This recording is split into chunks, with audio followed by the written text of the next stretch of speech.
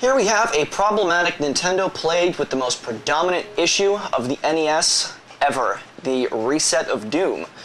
In this segment, I'm going to show you some repair tips and techniques that'll actually show you how to get your NES back online, back in action, and working like it just came right out of the factory.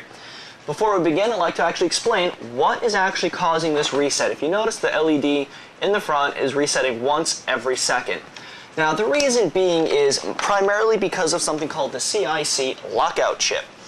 When Nintendo actually created the NES, they wanted dominant control over who made what games for their console. Reason being is that the actual video game crash in the 80s was primarily due because there were too many shitty games produced by people who didn't know dick about games. So Nintendo, knowing this, they wanted to do something about it. Plus, they also wanted dominant region control, meaning they do not want Jap games in USA, they don't want USA in Jap, they don't want UK games in Japan, and vice versa. So in a way, it's just a company just making a stupid mistake, shitting on us in the long run, causing a technical problem with their stupid lockout chips, much to do with practically every single Sony console ever made, and also because of mechanical problems within the actual NES itself. Alright, so this mystical, magical CIC chip, it's actually a microcontroller developed by Nintendo and Nintendo only. Only two companies, to my knowledge, were ever known to make replicas of this chip. Both of them were sued by Nintendo. What the CIC chip does is it's an actual encryption communication chip, which I'll put some links on the show notes of exactly how its function works, and even some lawsuits by Codemasters and Tengen. But anyway, what the CIC chip does is the microcontroller will communicate within the NES to a game cartridge. So I've actually got Legend of Zelda here, and I'll show you the CIC chip in here as well as inside the NES. So when you put this in, the first thing that happens is the CIC chip comes to life. If it does not communicate with another CIC chip, it'll actually send a reset signal to the actual processor of the NES, telling it to reset once every second. Now, because of this CIC lockout chip, which is the primary problem of what actually causes this, we need to disable that chip. Reason being is because you can actually play import games that do not have a CIC chip. In fact, the earliest models of the NES did not have a CIC chip. It was only on certain revisions of NES. Now, it is quite popular, but there are games that do not have a CIC chip, very early NES games. Now, the thing is, if you have an early model NES game that does not have a CIC chip, if you actually feel the weight of the cartridge, you'll notice that it's going to be heavier than a later game. Reason being is they actually had to plug the cartridge into an adapter board that did have a CIC chip. Meaning, even if you don't have a CIC chip, you can go and scrap like Gyromite or some of the Balloon Fight, some of the really early games, and get a carrier board that has a CIC chip, completely defeating Nintendo's original idea of why to put a CIC chip inside the console. So, the primary reason that the CIC chip fails is because the edge connector inside the actual NES, because you have to keep pushing the game up and down, up and down, up and down, up and down, those pins inside the actual NES cart connector will go out of place over time.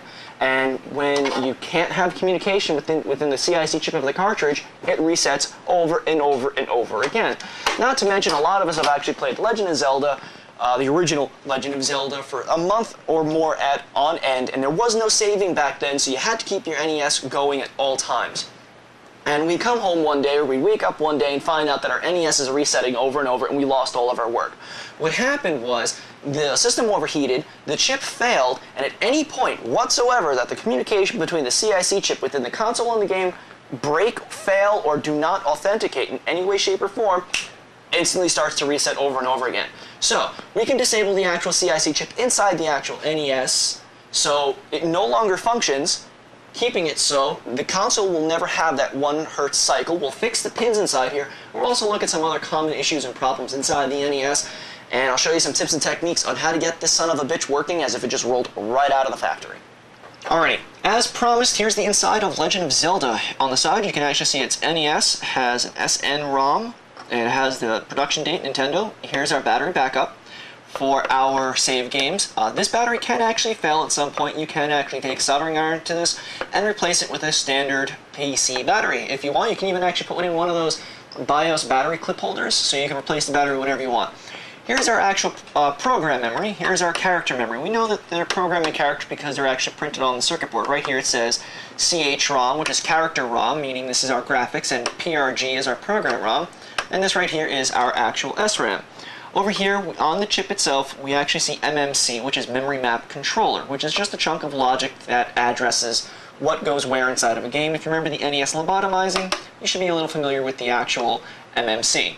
If you look on the board, we actually see the letters CIC. Right here is the CIC chip. Now, this is the CIC chip inside the game. It would be a little bit more effective to actually disable the chip inside the actual NES itself, rather than in every single one of your games, being that you really can't open up all of the games since they use a custom game bit.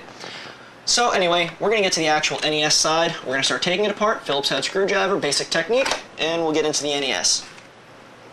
Alright, for those of you who are not very tech savvy with a soldering iron, not absolutely necessary, but you can proceed and solder if you'd like.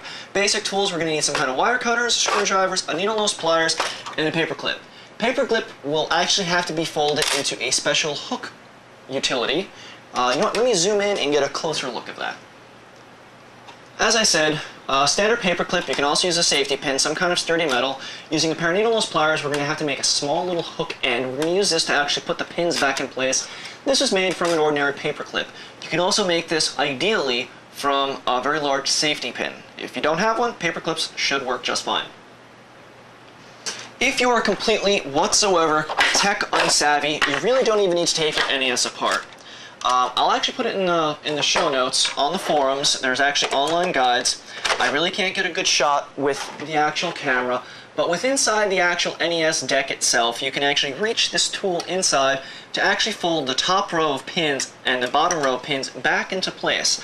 What I'm going to do is I'm going to go ahead and take the actual NES apart so I can show you the technique without actually having to go and rework my camera into the orifice of an NES. Alright, I've taken the top off the NES, nothing more than the simple use of a Phillips head screwdriver. Here's the eject loader, which is the primary problem within the NES. And you can actually see all of the pins down here.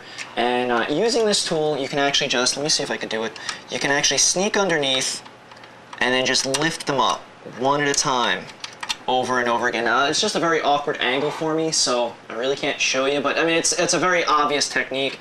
You just put the hook end by the side, underneath, and as you rotate, you can lift it up a bit so all of those pins actually raise back into position.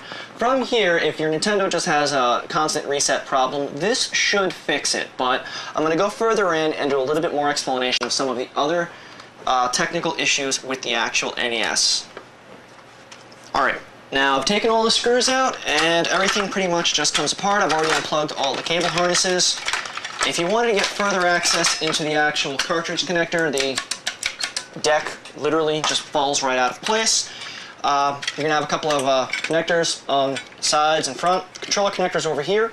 Random asked me to give a pin out because his NES controller ports were damaged, so I'll put that up as a screenshot in a moment.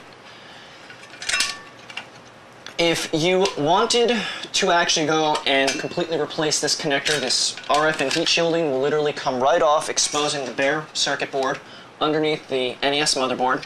And this connector, a lot of people will actually go on eBay and sell a brand new, NES cartridge connector. Really, they just refurbish it. They go in, they're doing exactly what I'm doing, and they just rip you off by selling more. This will literally unplug. Just trying to do it in a way where I'm not going to cut up my hands on circuit tracks. Alright, there you go. It's removed. If you really need to go in and service this connector, this is the way to do it. It's very simple. Just use of a screwdriver and this handy-dandy paper clip tool that we made. We can go in and realign every single one of these pins without any fear of damaging it whatsoever, unless you're a complete freaking idiot. Okay, so we got all of this removed and we're actually down to the motherboard. So over here we have the power LED reset button, all that jazz. We got our two controllers. We have the bottom extension port. We've got some SRAM floating around. We've got, whatever. Zoom into that in a moment. I actually want to focus on this box right here. So let me zoom in and actually show you this box real quick. This big unit right here is actually the RF box as well as the power supply. You can actually take these pins right here and take a multimeter to them and actually figure out which ones are voltage, audio, RF in, RF out. The NES actually natively spits out a composite signal, and going through this actual RF box you'll get some signal noise. So if you really want a true composite signal, you can tap into these points and get a much cleaner signal. Now if we come over to this spot right here, this little device right here is actually called a voltage regulator. This is the LM7805 voltage regulator. This means it actually spits out a 5-volt regulated voltage source to the actual console itself. Now, this can actually overheat and die.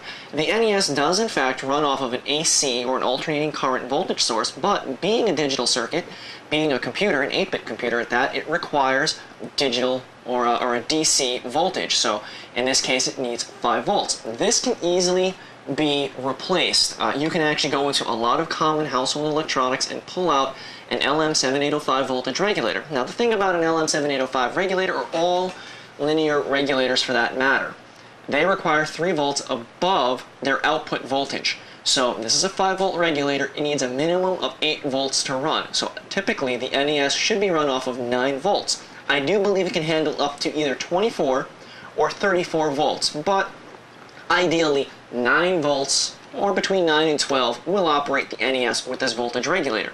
Albeit if you operate it from a higher voltage, you do put more strain, and this will generate more heat and it will blow out. So if your original power supply has malfunctioned and you've replaced it, this could actually be a key component of why your console doesn't turn on.